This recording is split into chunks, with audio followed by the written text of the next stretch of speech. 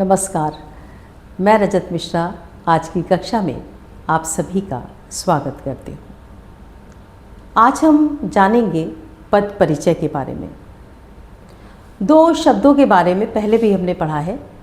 पहले के वीडियोस में आपने देखा होगा कि शब्द और पद दोनों का क्या अर्थ है और दोनों किस प्रकार से भिन्न है या अंतर है उनमें।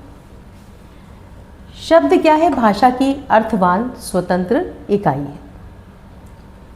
वही शब्द जब वाक्य में प्रयुक्त होता है तो उसकी क्या होती है? पद संज्ञा। पद संज्ञा किस वजह से होती है? क्योंकि उसका एक व्याकरणिक महत्व बन जाता है।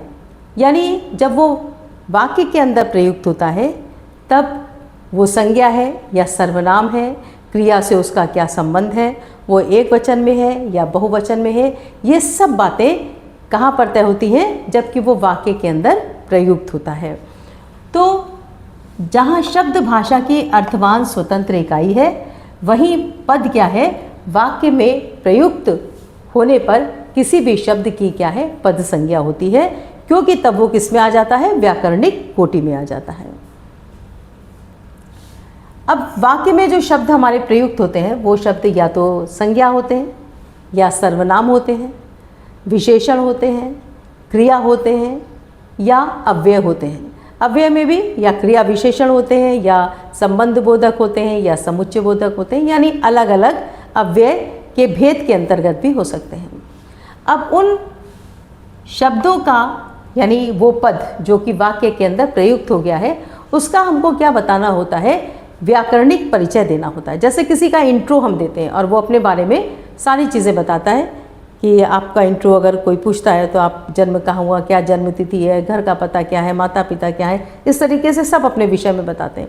वैसे ही पद परिचय क्या है? किसी पद के विषय में उसका पूरा परिचय देना, यानी ये बताना कि अगर वो संज्ञा है, अगर कोई पद संज्ञा है तो क्या बताना? उसका भेद। वो कौन सी संज्ञा है? जातिवाचक है क्या व्यक्तिवाचक है, ठीक है, द्रव्यवाचक है, क्या है, कोई भी है, उसका भेद बताना।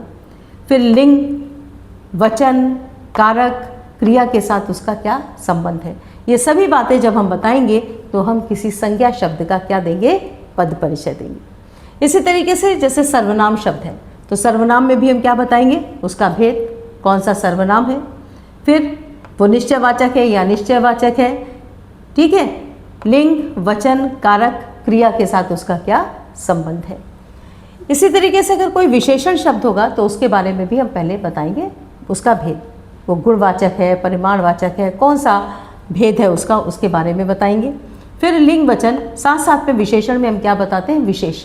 विशेष से क्या मतलब है कि वो विशेषण शब्द किसकी विशेषता बता रहा है, उस शब्द को भी हम स्पष्ट करेंगे जिसकी विशेषता विशेषण बता रहा होगा।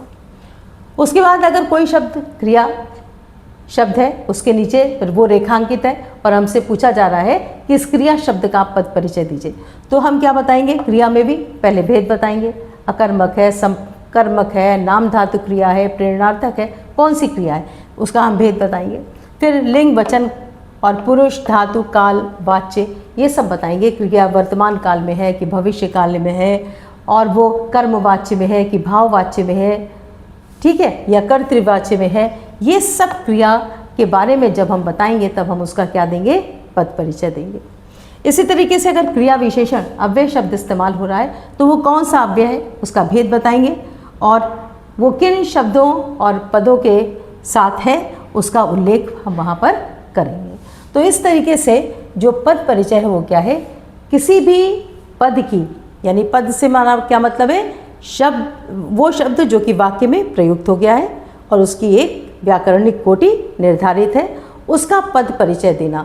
पद परिचय क्या है? उसके बारे में संपूर्ण जानकारी देना कि उसका भेद क्या है, लिंग, वचन, कारक क्या है, क्रिया के साथ उसका क्या संबंध है, उसके विषय में संपूर्ण जानकारी देना ही क्या कहलाता है? पद परिचय कहलाता है। अब ये पद परिचय शब्दों के साथ कैसे हम उनका परिचय देते हैं, ये हम अगले वीडियो में देखेंगे।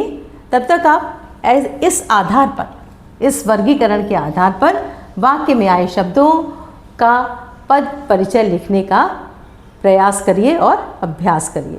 और ऐसे ही जानकारी के लिए चैनल से जुड़े रहिए और चैनल को सब्सक्राइब करिए। Thank you.